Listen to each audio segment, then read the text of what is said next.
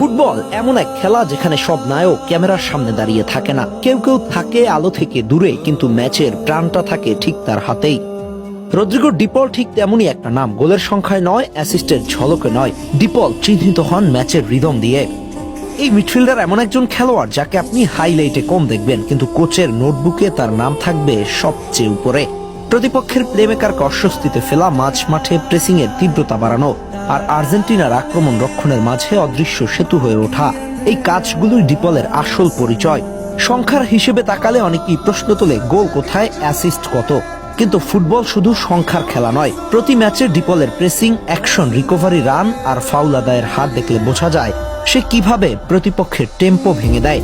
এই জায়গাগুলো কখনোই আলোচনার কেন্দ্রে আসে না, কিন্তু ম্যাচের ভেতরে এগুলোই সবচেয়ে মূল্যবান।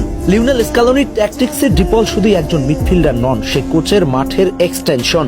4-3-3 হোক বা 4-4-2, ডান দিক থেকে ভেতরে ঢুকে ডিপল ডিফেন্স আর আক্রমণের মাঝ